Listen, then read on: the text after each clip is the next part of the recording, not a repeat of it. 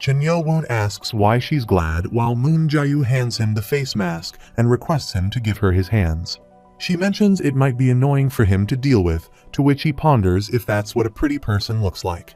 She responds, indicating they are good to go, and thanks him, noting that sharing her secret was not all that bad, and laughs.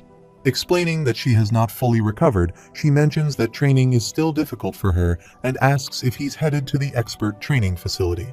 He confirms, and she inquires about his dormitory. He points towards a building, indicating he lives in Building 4, Room 7. She suggests that since she's becoming his groupmate starting today, she should move her stuff into his dorm and then bids him farewell, stating she'll see him later. He pauses and asks why she wants to stay at Dormitory 4. Meanwhile, Demonic Bones Clan Cadet 321, Han Pyong-won, engages in a fierce battle with Vice Lord Candidate Number 3 of the Spring Clan, Chen Mu-jium. Han Pyong-won scratches his shoulder fiercely, causing it to bleed, then proceeds to punch him away. In retaliation, Chen Mu-jium kicks at him and verbally abuses him. Ja Hyun observes the confrontation and reflects on how the quality of the cadets has improved during the young master's 10-day hospitalization period. Despite being an elite clan cadet, Han Pyong-won manages to exchange 30 techniques. Ja Hyun notes that the young master now possesses over 60 years of Kai thanks to the Black Dragon medicine balls, but due to his desperation, his understanding remains at the level of an inept expert. Chen Mu-jium suggests they proceed now that they have obtained a yellow name tag, and Ja Hyun agrees with him, acknowledging the cause of their success. He resolves to increase his martial prowess to defeat opponents like Han Pyong-won easily and eventually catch up to the young master. The scene shifts to Dormitory Building 4 at Demonic Academy, where Room 7 is exclusively reserved for his group. Inside the room, the blue-eyed girl sits and asks if he's back, observing Chen Yo-woon and his companions. Chen Yo-woon thinks it's problematic. She'll never be caught with her human skin mask. Hyo-bong rushes in quickly, complaining about the heat, while he realizes what's happening. Hyo-bong promptly removes his clothes, announcing he's going for a wash. Chen Yo-woon covers his eyes, feeling sorry for his loss of dignity. Hyo-bong then calls the other warriors to join him for a wash, and they all proceed to remove their clothes and join him. Go Wang-hul announces that they'll go first. Chen Yo-woon looks at the blue-eyed girl and asks if she's okay. She confirms, saying it is fine, and that she's experienced it so many times that it's nothing to her anymore.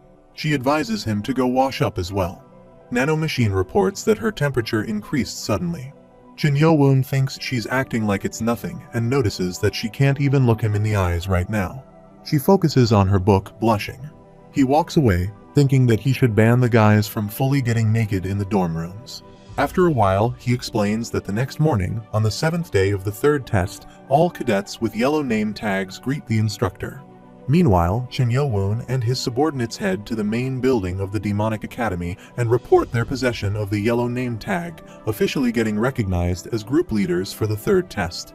He thinks that although there are 17 yellow name tags, as the Nihility clan's Sama-chak didn't have a second group leader despite having 2 name tags, registration was finalized with 16 groups. Now, among the 206 cadets, the 15 group-less cadets had to find a group to join within the next 21 days, no matter what. He explains that after breakfast, they gather in an empty field behind the dorm, where Baek-gi announces that since he has become a group leader, he'll teach the 7 demon sword techniques to the group. Go Wang-hul asserts that he is certain he already has his plate full teaching his group members, so he believes it will be fine if he leaves it up to them to teach their own group members. He observes that these individuals are talking as if they care about him. Go Wang-hul inquires whether he should at least train the 7 demon swords for 7 days. Baek-gi opines that it is too late. If it were up to him, 4 days would be sufficient for the 7 demon swords and only 7 days for the sword formation. Chen Yo-woon reflects that this is because they started arguing during breakfast. It would have been fine if he hadn't heard it. Gal Yon asserts that he shares the same opinion as Go Wang-hul. Since they have their own training method, they would prefer to continue with that, please. He concedes, saying fine and do as he pleases, and thinks they are competing.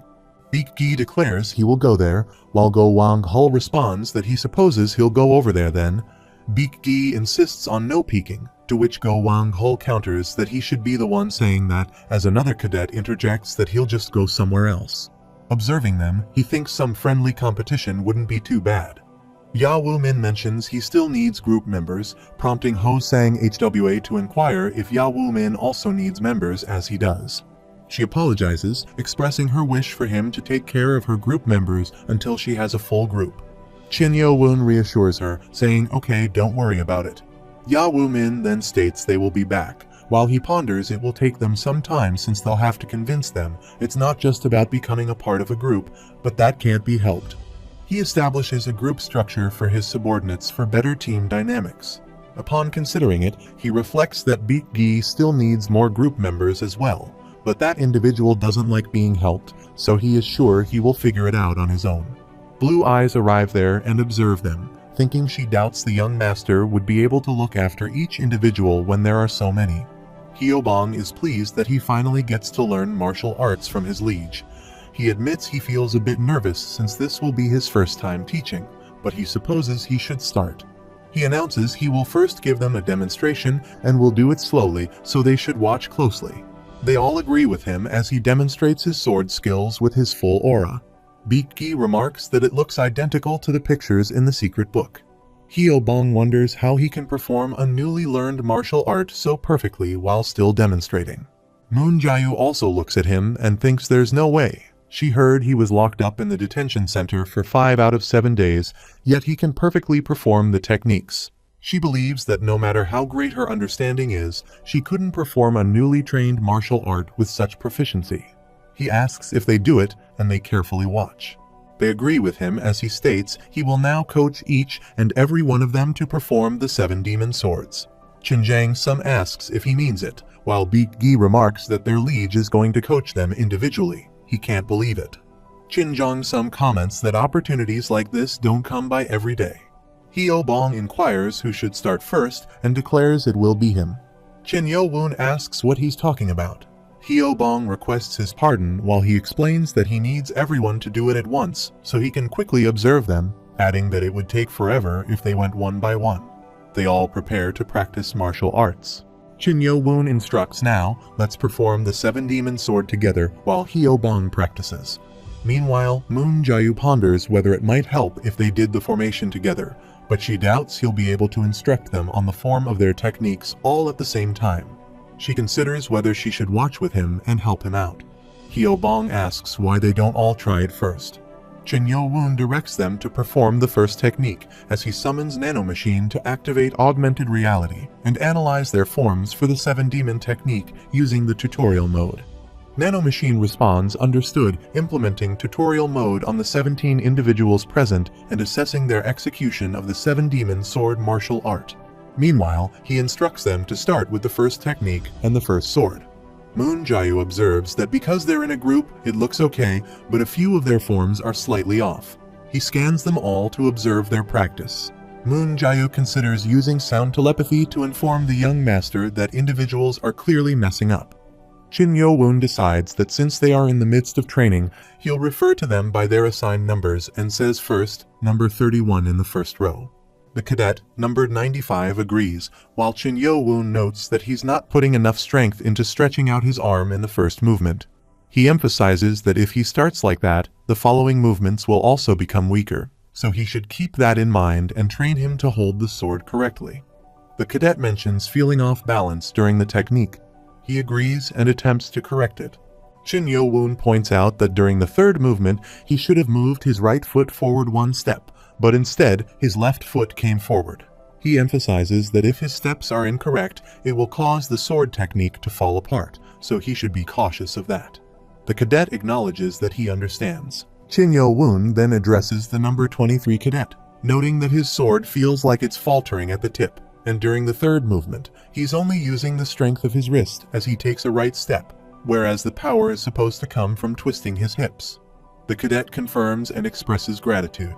Moon Jae-yu thinks she can't believe it.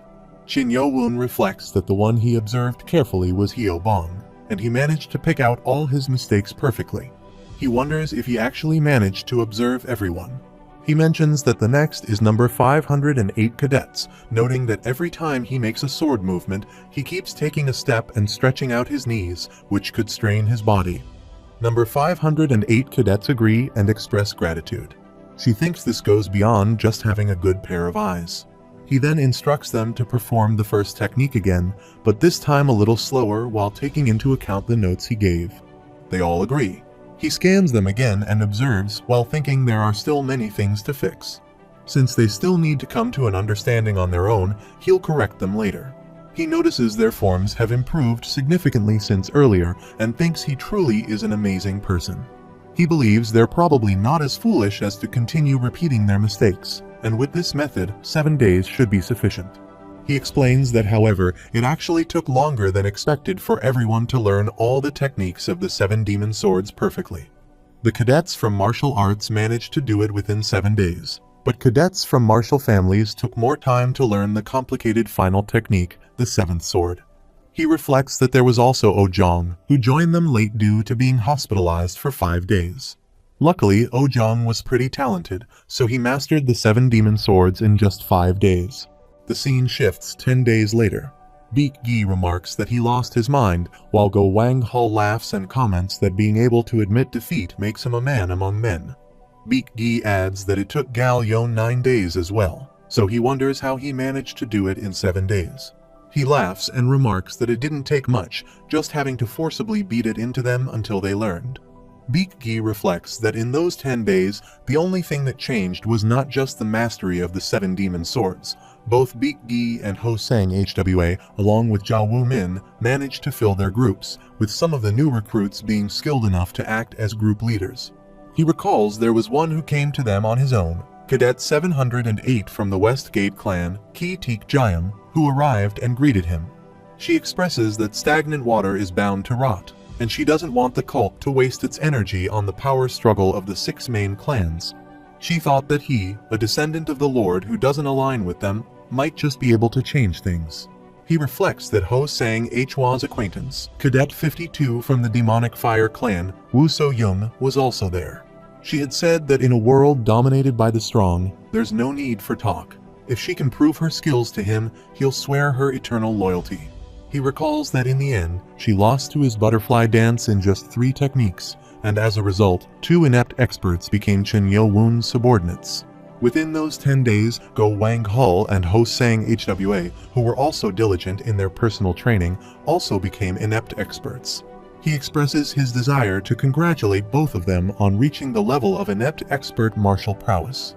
Ho Sang HWA thanks him, while Go Wang Hull says they still have a long way to go. As his first sword, he pledges to continue working on himself so as not to be a hindrance to them. Beak Gi and Ki Teek Jayam wonder who will be the first sword, while a cadet remarks that he doesn't want to stir up trouble, but he believes the title of the first sword fits either their group leader, Beak Gi, or Moon Jayu better. Jin Jongsum agrees, asking if their martial prowess isn't more fitting for the title. Another cadet questions how he can say he doesn't want to stir up trouble when their group leader is more than skilled enough for the title of the first sword. The other cadet suggests that if he wants a title, he could become the 2nd or 3rd sword, while the other group cadet asks why he is the 2nd or 3rd sword and what he is going on. Beak Gi and Moon Jayu think it's kind of hard for him to butt in about. Chin Yo Woon looks at them all while Ki Teek Jayam communicates with him through sound telepathy, expressing her concern about the rising problem due to the number of retainers he has. She thought this issue would eventually arise, but it's happening sooner than expected. He replies that he thinks this is a good time for him to establish a hierarchy properly. She emphasizes that loyalty is important, but in their cult, strength determines hierarchy, and he should keep that in mind. He thinks she's right. In order to lead a large group of people, a clear hierarchy is a must. However, it's almost time for the 3rd test, and it would be bad if they got injured while fighting. He wonders what he should do. He looks at them while they argue, and he tells everyone to be quiet. He says he heard them loud and clear, and he'd like to take this chance to set up a hierarchy properly. He announces that he will pick the 6 most skilled people and bestow upon them the titles of the 6 swords, all being equal to each other. Wu So Young asks if there is a reason why he's picking 6 swords, and she mentions that once they graduate from the Demonic Academy, they will be going up against the 6 main clans. He explains that he wants 6 swords that will be able to lead the charge against them. Go Wang Hull ponders whether taking down the 6 main clans just to replace them with the 6 swords would only repeat the problem. Chin Yo-woon responds that however, just because someone becomes one of the 6 swords now doesn't mean they'll get to keep their position forever. He explains that through an annual competition, the strongest people will be rewarded the title of 6 swords, and this will remain unchanged even if they reach the top. Beak-gi considers that if he actually wins the Battle of the Heirs and becomes the leader of the demonic cult, implementing this might be able to get rid of the current system where the 6 main clans have a stranglehold on power. He announces that since they have the 3rd test ahead of them, he will simplify the way in which they will decide on the 6 swords. He instructs everyone who is not an inept expert or above to step back. He asks if anyone has a complaint regarding these 6 becoming the 6 swords. They refuse, while Chin Yo-woon suggests that the first sword should be better. Beak-gi interrupts, saying he has something he wants to say. He suggests that there should be a clear hierarchy even among the 6 swords. Woo So-young agrees, stating that since they're doing this, she thinks the 6 swords should be decided based on their skills. He acknowledges their point, agreeing that it's fine, and instructs them not to use more than 3-star Kai to avoid injuries. Moon Jae-yu says she has yet to recover and would like to forfeit. Beak-gi expresses disappointment, mentioning that he wanted to have a bout with him. He reassures them that they can have a proper match next year. Woo So-young asks if that means Moon Jae-yu will be the 6th sword. Go Wang-hul removes his shirt and asks if they will start getting ready for the fight, while Beak-gi looks at him and wonders why he undressed. Woo So-young and Ho Sang-hwa rush to attack Go Wang-hul, declaring they'll kill him first. He laughs and responds, "That's awesome," then blocks their attack. Ki Teek Jayam introduces herself as Ki Teek Jayam of the Westgate clan. She admits she might not be as skilled as Moon Jae-yu, but she hopes he'll still give her his best shot. Beak-gi introduces himself as Beak-gi of the Gentle Kick clan, and he offers her the first move. She charges at him, warning him not to regret it. Woo So-young and Ho Sang-hwa simultaneously attack him. He recognizes an opening and punches them, throwing them away. Woo So-young curses while Ho Sang-hwa tells her to stop getting in her way. Woo So-young retorts that she should be the one saying that and declares she's going down first. Ho Sang-hwa accepts the challenge, telling her to try if she can. Meanwhile, Go Wang-hul looks at them while they both start fighting with each other. He comments they are the ones who are too damn big. Chin Yo-woon observes them and thinks they've been at it for about 30 minutes, and things should start coming to an end. Woo So-young rushes to attack and declares she's finished, but her opponent counterattacks and punches her in the neck from behind. She falls down, crying that her shoulder is hurt, and says she thinks she might have popped it. She couldn't believe she had lost to her opponent, whom she called such a whiny baby for the 5th sword. Woo So-young insults her opponent as a stupid axe martial artist, claiming she's nothing but brute force. Go Wang-hul intervenes between them, laughing and says, "Don't forget about him." Beak-gi tells him not to butt in while he attacks them, but his attack is blocked. He jokes, "Come on, sharing is caring," while she tries to kick him, but he holds onto her leg. Beak-gi notes that his punches carry quite the weight, and one hit might be enough to defeat him, though he claims it's nothing compared to his kicks. Ki Teek Jayam also jumps into the fray, stating that if the two of them continue like that, she's going to snatch the first sword from them.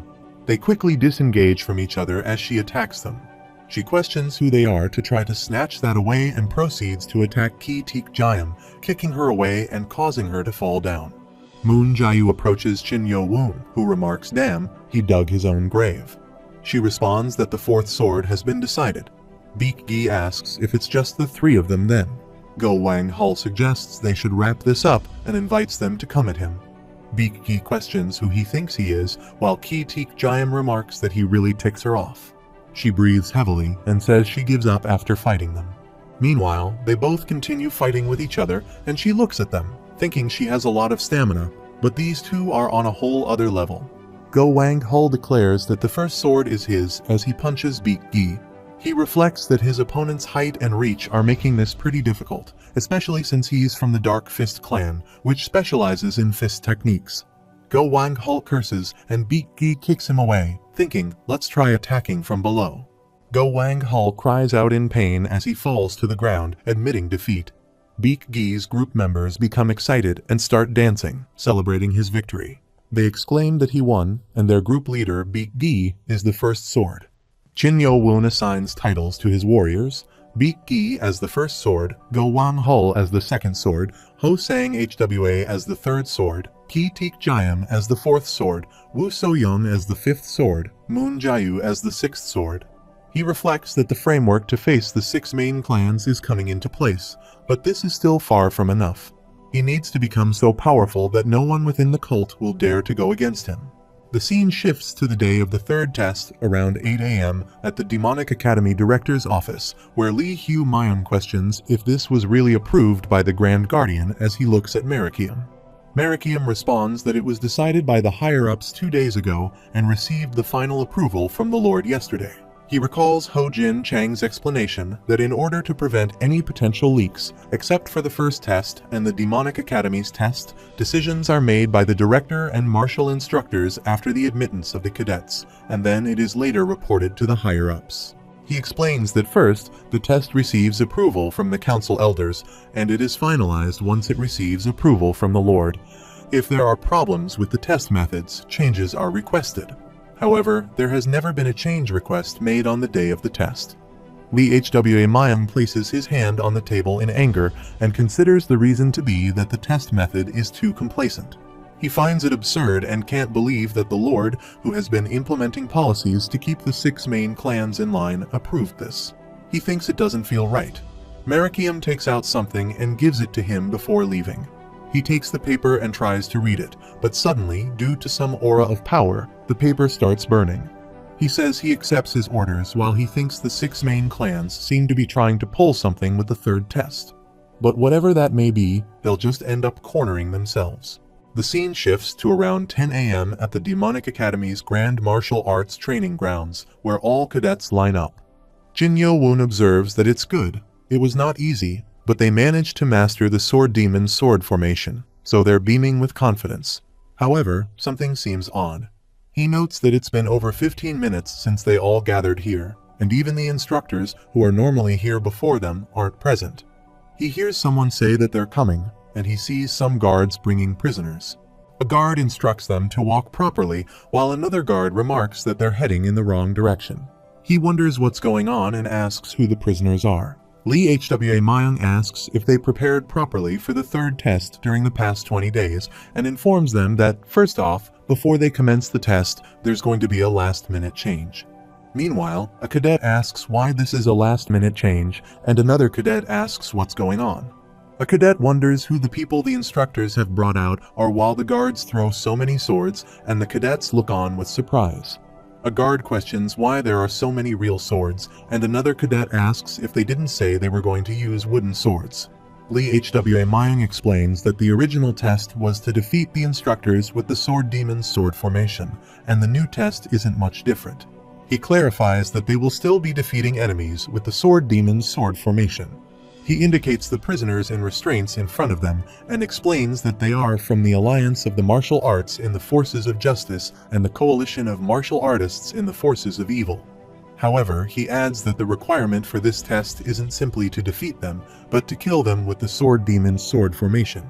He explains that, in other words, it'll be his first true combat experience. He adds that his enemies have been guaranteed freedom if they defeat him, so they'll fight against him with all they have.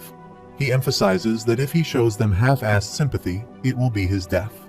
Shin Yo-woon observes that it's not just Jinguk. Everyone's mood has changed.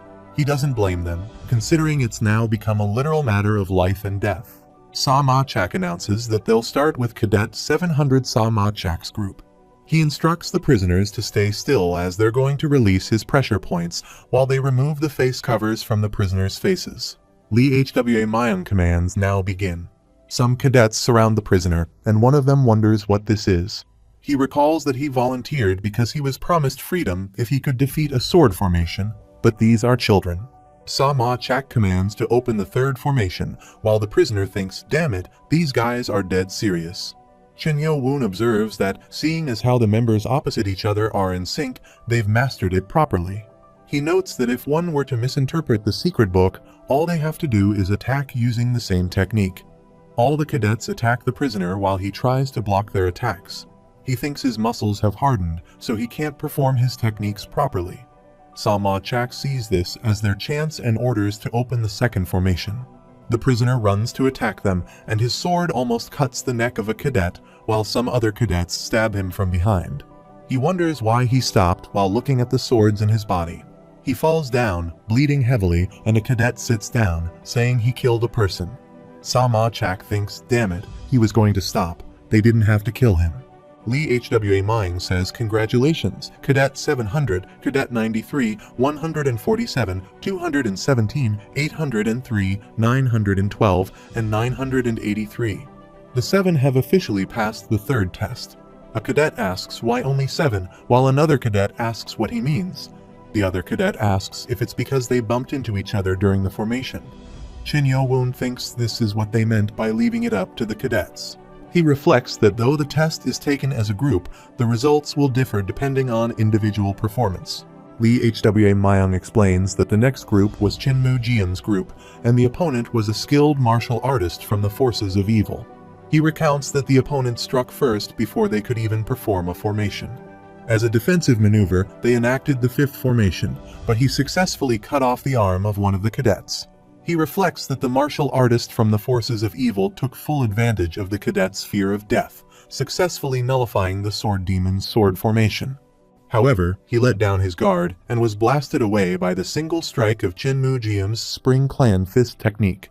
In the end, he met his fate through the first formation performed by the 5 cadets who didn't let go of their swords. As a result, only 6 people, including Chinmu Jian, passed, and he ended up losing half of his men, including Cadet 80 Yahayan, his most trusted vassal. He reflects that the third group got to fight against someone from the forces of justice, but the man fought against them with all he had, injuring multiple cadets, and in the end, only 3 people from the third group passed the test. He further reflects that the 5 groups after that fought a battle of life and death against the prisoners, but the only group that managed to have everyone pass was Chinmu Yon's group. Lee Hwa Myung observes that nothing out of the ordinary has happened so far, so as expected, they are after him while he looks at him. He believes they must have decided they can't wait 4 years, and 2 of the Vice Lord candidates had their arms cut off, and one of them even had his dantian destroyed.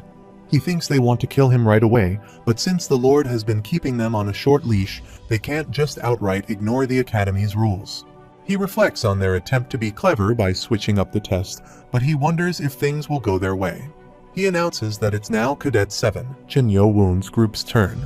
Hyo-bong expresses frustration, stating they're screwed, while he observes another prisoner.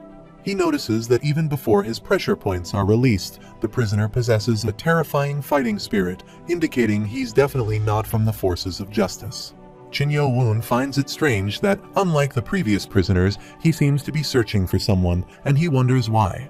Ho Jin Chang warns him through sound telepathy to be careful. He acknowledges instructor Ho Jin Chang's warning via sound telepathy, realizing it was strange that the test format changed at the last minute, indicating something is definitely amiss. Lee Hwa Myung orders them to begin, and they all prepare for the fight. Shin Yo-woon observes the prisoner, noting that he has taken a stance but isn't moving. He wonders if the prisoner has that much confidence. He then rushes to attack him and commands him to open the 4th formation. The prisoner looks at him and declares, "Found him." The prisoner also prepares to attack them, while Shin Yo-woon and his warriors launch attacks from all sides. Hyo-bong wonders how the prisoner's attacks are as powerful as they all assail him. The prisoner uses his aura power to strike, breaking the swords of 2 cadets.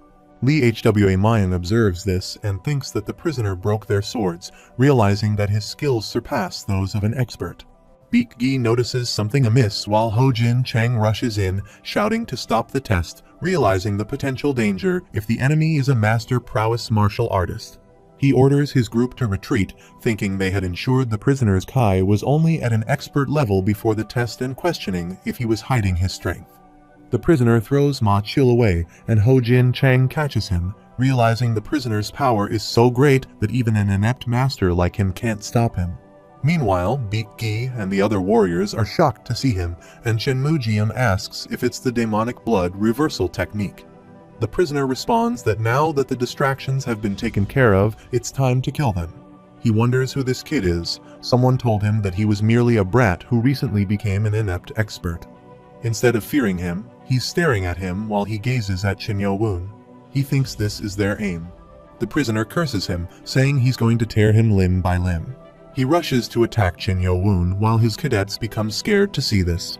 Chin Yo-woon tells him he's too noisy, so he uses the heavenly demonic sword technique and attacks him fiercely. The prisoner cries out in pain. Chin Yo-woon also employs the first technique, and the prisoner falls down. Chin Mu-jiem berates him while Chin Yo-woon observes the prisoner and thinks, damn it, his skin is so durable. His sword couldn't fully cut through. He realizes this when the prisoner gets up again and declares he's going to kill him, shouting so loudly that even the cadets cover their ears and start coughing, with blood coming out of their mouths. Nano Machine detects powerful high-frequency and low-frequency sounds coming from the enemy's scream and activates emergency defense mode, blocking sound frequencies from penetrating the body and eardrums. The prisoner insists he'll be fine after hearing his lion's roar and asserts that he really needs to die here. Chin Yo-woon retorts that he can keep talking if he manages to survive. The prisoner shouts die and rushes to attack.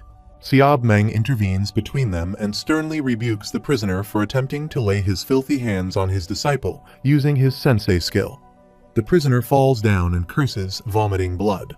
Chin Yo-woon remarks that the sensei skill is dangerous. Xiao Meng explains that he was instructed to bring him back, just barely alive.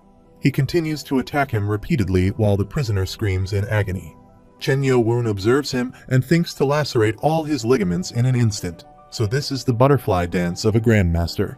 He realizes that Xiao Meng seems at least twice as powerful as the avatar he experienced through augmented reality. The prisoner realizes he can't move his body and curses, realizing he'll have to resort to his last option. Xiao Meng approaches the prisoner and seizes his head, admonishing him not to attempt self-destruction by overflowing the Kai inside his body, questioning who gave him permission to kill himself. He employs his aura powers, causing the prisoner to collapse to the ground.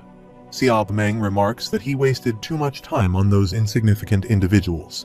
Lee Hwa Myung arrives and criticizes Xiao Meng for acting superior despite dealing with only one person.